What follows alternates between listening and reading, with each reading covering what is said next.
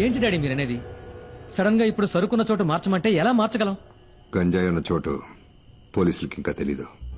అది కనుక తెలుసుంటే మణిని కిడ్నాప్ చేసే ముందు ఇక్కడికొచ్చి ఇల్లంతా సోదా చేసేవారు పోలీసులు. సరుకు మన దగ్గర ఉంచపోవటం మంచిదైంది, కానీ ఇక మీదట మన దగ్గర ఉంచడం అంత మంచిది కాదు. ఫారెన్ బయర్స్తో ఇప్పుడే మాట్లాడాను. గోవా నుంచి బయలుదేరి రేపు రాత్రి లోపల మారేడుమల్లి గెస్ట్ హౌస్కి వస్తారు. ఆలోగా సరుకు మారేడుమల్లి చేరాలి. సరుకుని కుమార్ బండ్లో పంపించండి.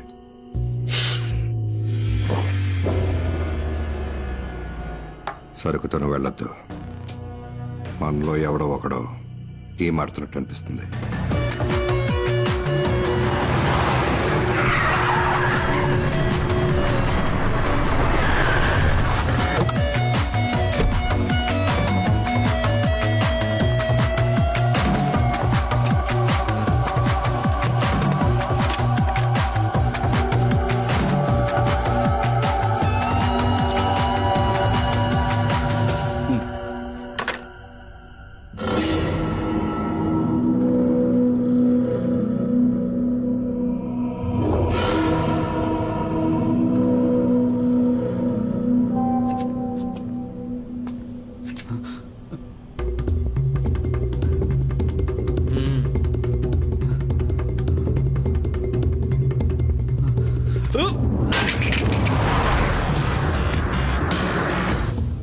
కుమార్కి విషయం తెలియకూడదు.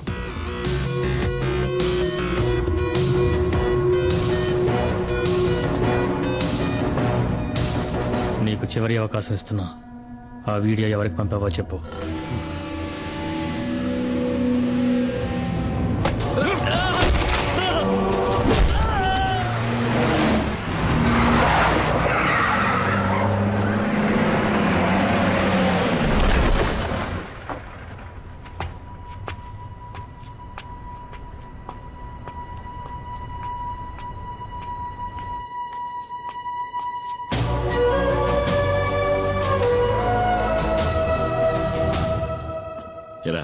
ఎక్కడ పైన ఉన్నాడు.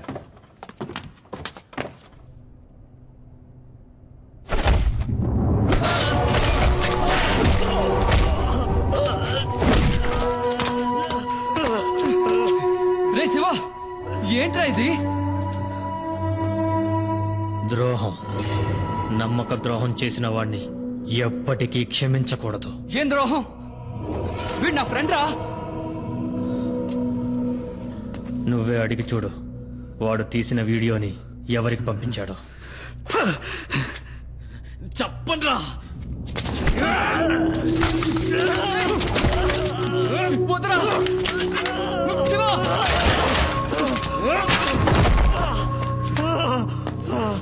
వీడి చేత నేను చెప్పిస్తా. రే వద్దురా శివ, నేను చెప్పబట్టే మనీ ఈ పనిలో చేరాడు.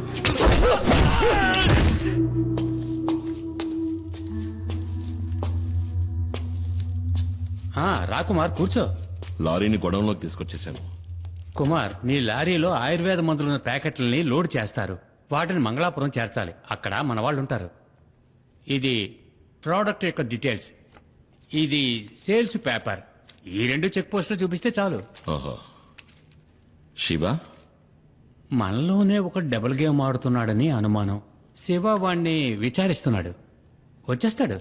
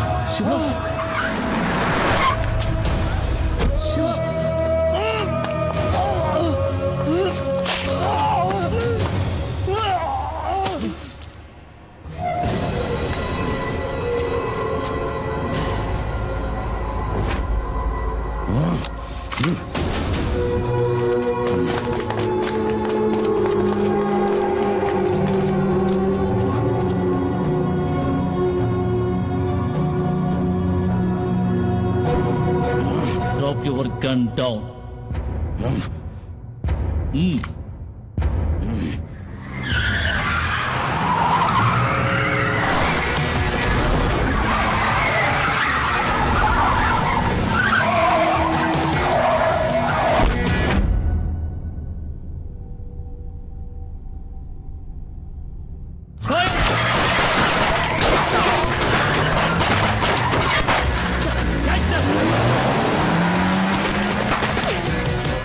కుమార్, సార్ నేను ఇదంతా నేను చూసుకుంటాను. నువ్వు వెంటనే పులియూరుకు పో.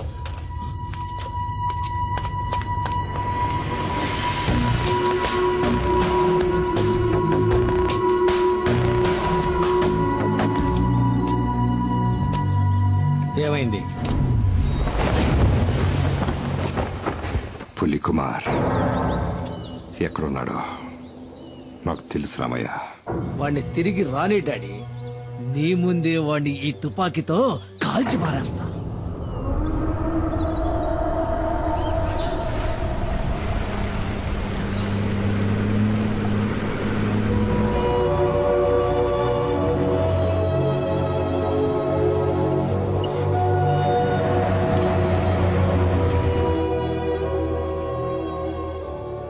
కుమార్,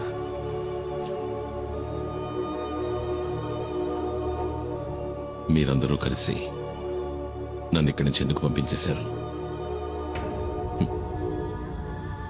ఈ అడవిలో నా ప్రాణానికి ఏదో ప్రమాదం ఉందనేగా. నాకిప్పుడు అర్థమైంది బాబా. అడవిలో ఉన్న మృగాల కన్నా ఊళ్ళో ఉన్న మనుషులే ఎంతో ప్రమాదకరమైన వాళ్ళు. అడవిలో ఉన్న శత్రువుల కంటికి కనిపిస్తారు, ఎదిరించి పోరాడగలం. కానీ ఊళ్ళో ఉన్న మనుషులు అలా కాదు. తీయగా మాట్లాడతారు, ప్రేమ చూపిస్తారు. కానీ అది నిజమని నమ్మే లోపే మనల్ని వెన్నుపోటు పొడుస్తారు. ఇలా జరుగుతుందని ఎవరికి మాత్రం తెలుసు కుమార్. ఇవేవి మైనాతో చెప్పద్దు. జీప్ ప్రమాదంలో మనకి దెబ్బలు తగిలాయని అనుకుంటోంది.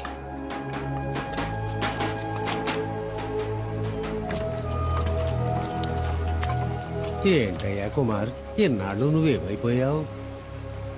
ఊళ్ళోకి మళ్ళీ పులొచ్చింది. ఈ నెల రోజుల్లో 7 మందిని చంపేసింది ఆ పెద్ద పులి. నీ కోసం ఎక్కడెక్కడో వెతికావు. నువ్వెక్కడున్నావో తెలిస్తే కదా పిలిపించగలం.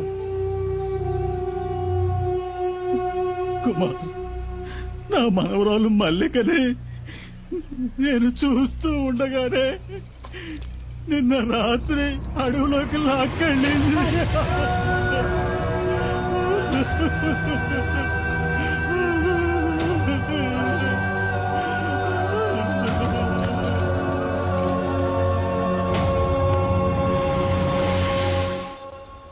కుమార్, నీకు కావాలనే చెప్పలేదురా. ఊళ్ళోకి పులొచ్చిందని తెలిస్తే నువ్వు అక్కడ ప్రశాంతంగా ఉండలేవు. అందుకే నువ్వేంటి అంతలా ఆలోచిస్తున్నావు?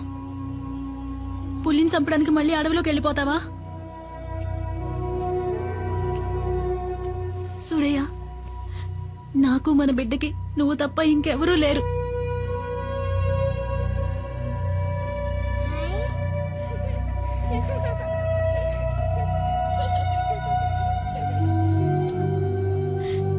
నా మాటేనయ్యా. నీకు మనసులా వచ్చింది ఇలా మాట్లాడటానికి? మన చిన్ని తోటిదేగా ఆ పెద్ద ఆయన మనవరాలు కూడా. అదే మన చిన్నికి ఏదైనా జరిగితే నువ్వు ఇలా మాట్లాడతావా? లేదు, నేను ఒప్పుకోను.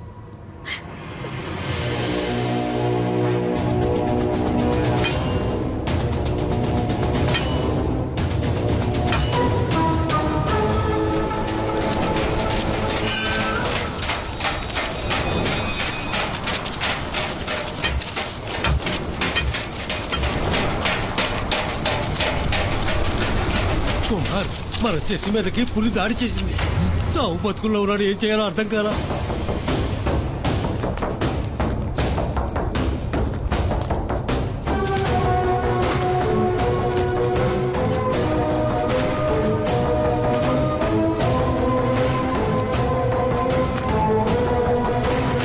కుమార్,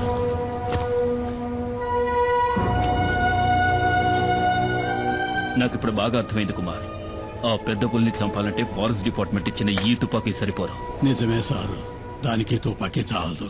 పులిని వేటాడి చంపాలంటే అడవి గురించి తెలియాలి. అడుగుజాడలను బట్టి ఎటెళ్ళుందో తెలుసుకోవాలి. దాని చప్పుడు విని పులి ఎక్కడుందో తెలుసుకోవాలి. పులియూరులో ఇవన్నీ బాగా ఎరిగిన మగాడు ఈ కుమార్ ఒక్కడే. నిజంగా నాకు ఇప్పుడు అర్థమైంది కుమార్.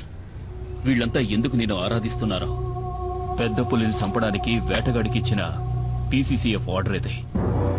ఈ ఊరిని కాపాడాలి, అది నీకే సాధ్యం.